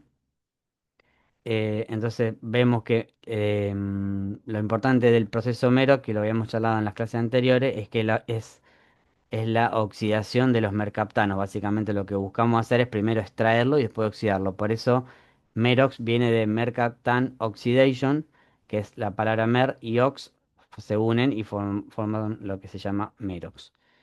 Em, de ahí viene el nombre del proceso. Entonces tenemos una extracción nosotros que va sucediendo y una sección de prelavado. En inglés se le llama pre-wash o pre-wash, como lo quieran pronunciar. Y acá lo que yo quiero dejar es esto importante para que ustedes vean. En la solución de prelavado, nosotros la reacción que se da es el sulfídrico, el sulfuro de carbonilo, em, el agua que está presente en la solución, la mea, que normalmente se pone un 17% de mea a esa solución, eso es un diseño de la unidad, un 12% de soda y el 71% restante es agua. Em, lo que se obtiene de todo este proceso entre la extracción y la perdón, la extracción y el prelavado, la torre termina sacando por arriba el LPG libre de toda especie de azufre, porque ya el sulfídrico y el sulfuro de carbonilo lo sacamos en el prelavado y los mercaptanos los sacamos a la zona de extracción. Debería generarse por esta reacción el OH, el oxidrilo de la soda cáustica, va a generar en la zona de extracción con esta molécula de hidrógeno, va a generar agua, entonces se nos va a formar una molécula de agua y una molécula de mercapturo de sodio. Em, esta agua, lo que va haciendo, cuando nosotros la oxidamos, vamos consumiendo parte de esta agua para volver a regenerar la soda cáustica, pero nos va quedando algo de hidrógeno residual que va reaccionando y va formando agua, con lo cual en el tiempo, esta soda que nosotros vamos regenerando y volvemos a obtener soda, se va diluyendo. O sea, nosotros metemos soda fresca, sacamos mercaptano, la regeneramos y volvemos a generar soda, pero vamos generando una soda cada vez más diluida. Por eso es que la regeneración de la zona de regeneración y oxidación, diariamente hay que purgarla para drenar ese contenido de agua y volver a inyectar soda fresca para mantener la fuerza cáustica. O sea, una de las muestras de laboratorio que se hace todos los días es medir la soda regenerada para ver si ¿Se acuerdan que habíamos hablado que en los Baumé es la concentración de soda, los grados Baumé? Entonces vos metés más o menos unos 18, 19 grados Baumé y normalmente regenerás entre 15 y 17. Siempre tenés un poquito menos. Entonces, lo que nunca hay que dejar es que tengas por debajo de 14, 13, 12. Eso ya va a ser una soda muy débil, que si es más agua que soda, no vas a remover tantos mercaptanos. Por eso es importante mantener esa fuerza cáustica en torno a los 17 grados Baumé. Y lo que no se tiene que generar es esto que estamos hablando acá. El sulfuro de sodio se tiene que generar dentro del prelavado para removerlo, que diariamente también se drena ese prelavado, y no se tiene que generar dentro de la zona de extracción.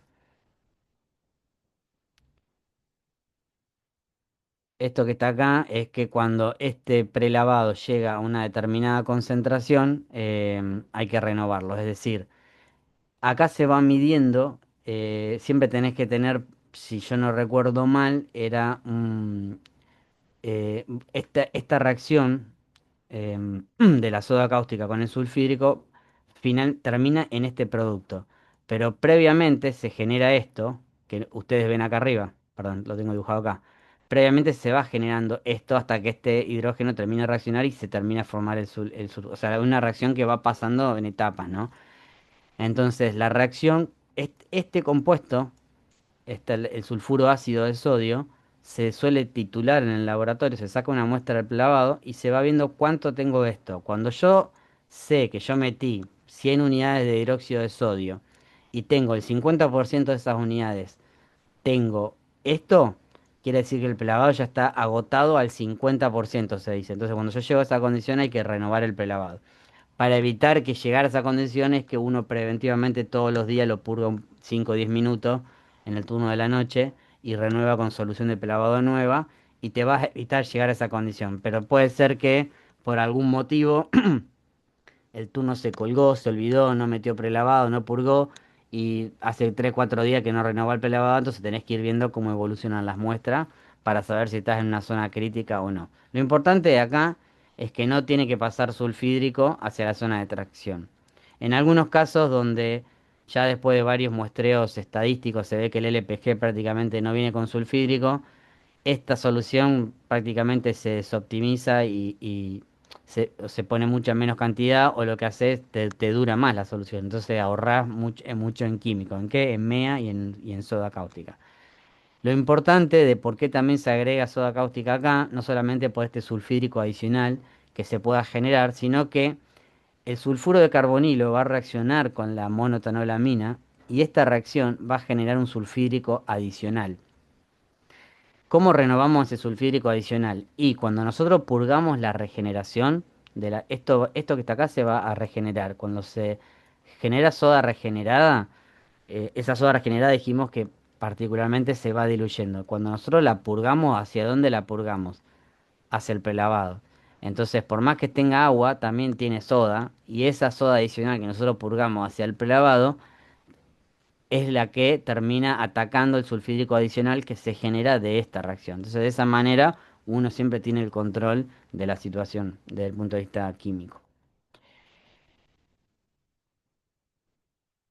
Perdón, pero acá otra vez se me movió esto. Yo lo tenía corregido. Voy a ver si lo puedo, eh, a ver, para que voy a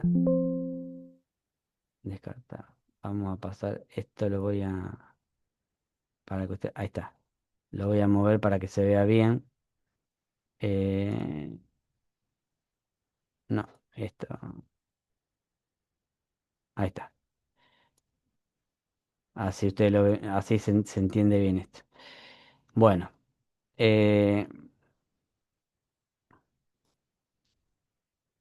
entonces en la regeneración nosotros lo que hacemos este mercapturo de sodio, le vamos a meter oxígeno con un catalizador. Ahora vamos a explicar, es un catalizador que normalmente es a base de cobalto, tiene un color azul pitufo para que ustedes tengan la referencia del color. Es un catalizador líquido, muy espeso. Y después, una vez que se produce la oxidación, con la soda cáustica se forma lo que se obtiene de la regeneración de esta oxidación el producto final es disulfuro, o sea, el mercapturo se oxida a disulfuro a través del oxígeno en el catalizador y el sodio se vuelve a asociar al oxidrilo para generar la soda cáustica regenerada. ¿Por qué se mete un catalizador? Porque esto se produce a una temperatura, o sea, el catalizador te permite oxidar el mercapturo y regenerar la soda a una temperatura de unos 40-45 grados. Si nosotros no tuviéramos el catalizador, esta reacción ocurriría a una temperatura superior a los 100 grados, con lo cual eso podría generar compuestos sales muy termoestables, compuestos oxidativos muy agresivos para el tema corrosivo de las cañerías. Acá se dice, acá no se ve, pero dice Washoil. El Washoil es esa nafta que yo le decía que es la que lava la regeneración removiendo el disulfuro, por eso se le llama Washoil. Voy a ver si le puedo después cambiar el color a esto. Em, Vamos a ponerle acá. Ahí está, para que ustedes lo vean más claro. Em, Ahí está, perdón, la desprolijidad. Em, y de esa manera con la nafta nosotros removemos el disulfuro que se va formando.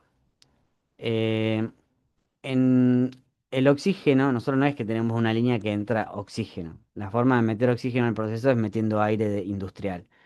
Entonces, como todo aire industrial, es aire que tomamos de la atmósfera, filtramos, purificamos para sacar impureza sólida, pero el aire tiene nitrógeno y además, como hay aire, lo tomamos de en la atmósfera también, producto de todas las combustiones industriales que hay y del proceso típico del planeta Tierra, hay mucho dióxido de carbono.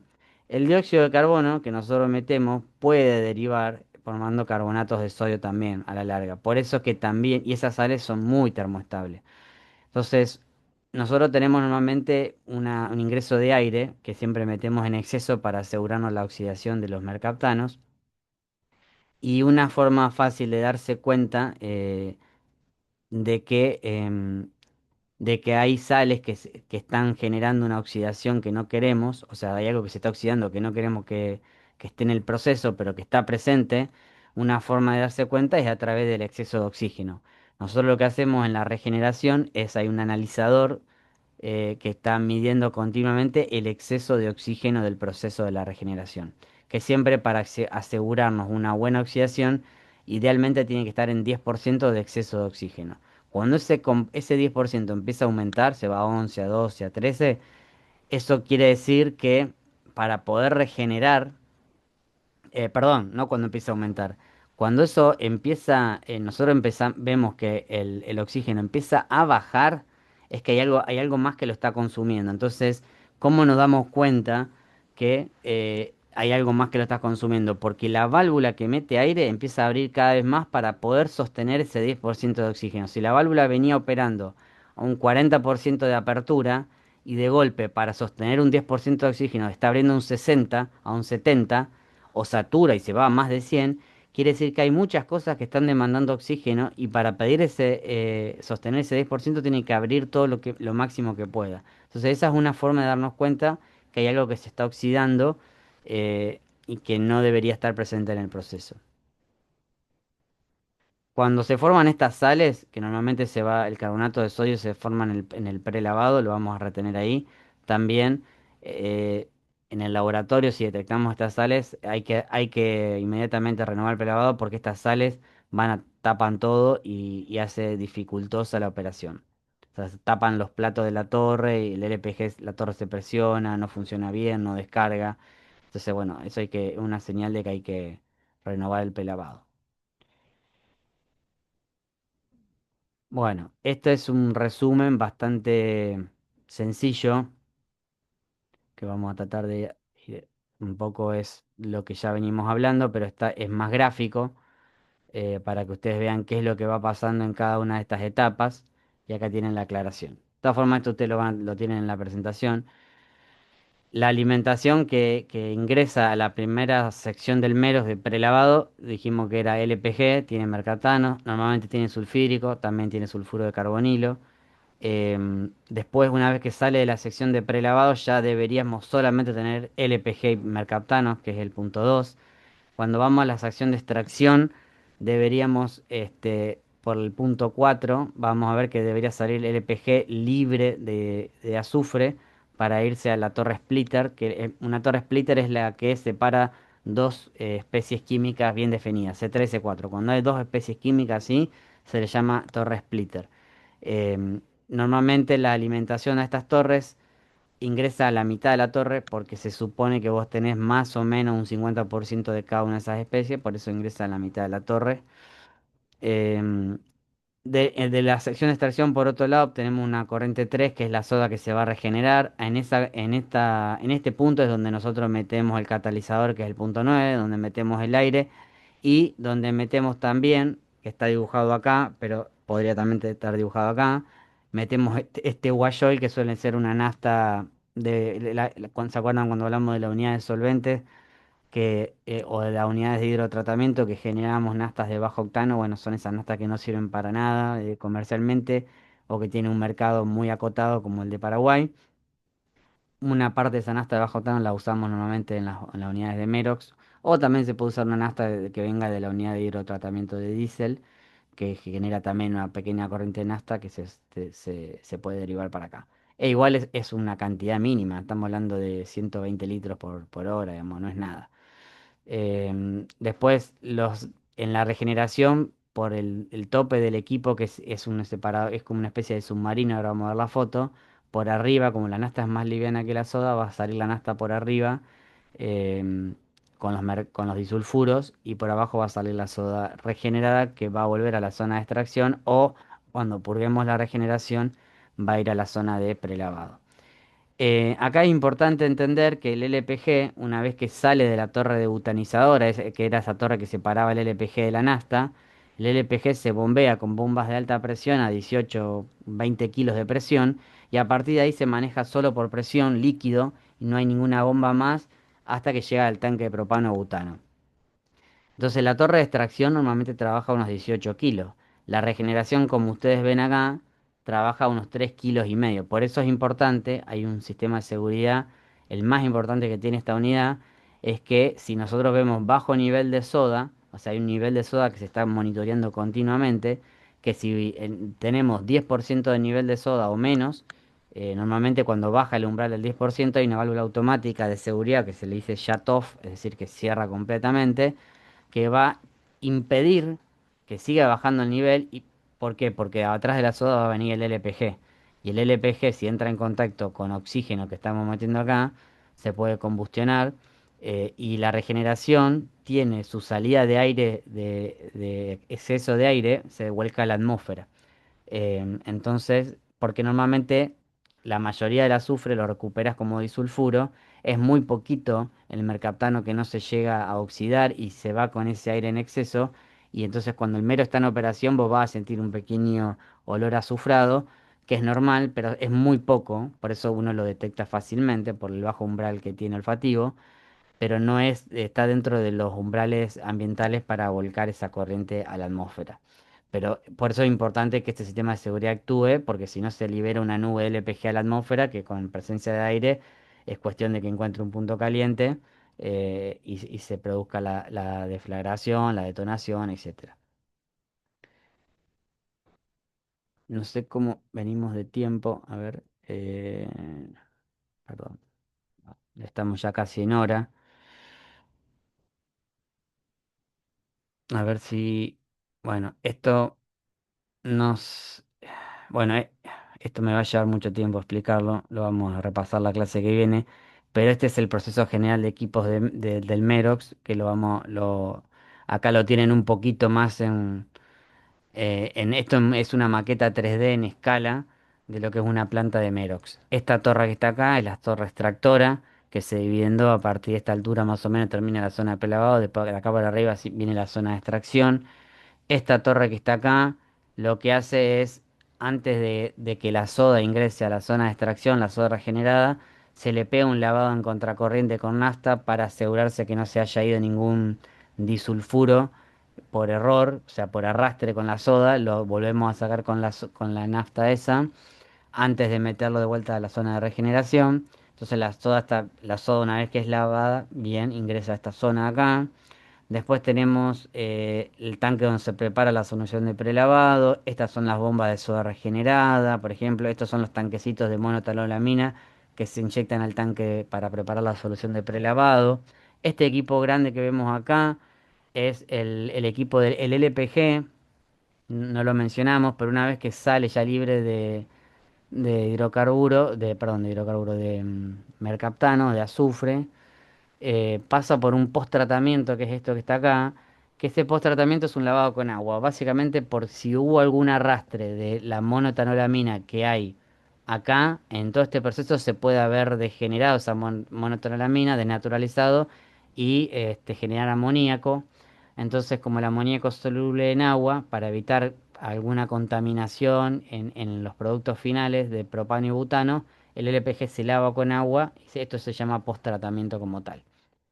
Toda esta parte que está acá, pintada de naranja o blanco, este límite que está acá, este módulo es lo que es el módulo de extracción, todos los equipos y las cañerías del módulo de extracción, y todo esto que está acá de verde es todo lo que conocemos como la regeneración. En este tacho vertical que está acá, este es el oxidador donde se produce la reacción de oxidación de los mercapturos a disulfuro y donde se va produciendo la regeneración de la soda. Sale todo por arriba y ingresa a este submarino que vemos acá, donde tiene un lecho de carbón, que lo que hace ese lecho de carbón es ofrecerle resistencia para que la nafta se vaya yendo despacito para arriba y se vaya separando la soda regenerada hacia abajo. Entonces de esa manera por arriba vamos a sacar la nafta y por abajo con una línea que viene hasta estas bombas vamos a sacar la soda regenerada. Después leanlo tranquilo, igual a esto, peguen una mirada, que la clase que viene hacemos un breve repaso antes de seguir con el próximo módulo. Yo ahí dejo de compartir para no demorarlos mucho más. Ahora sí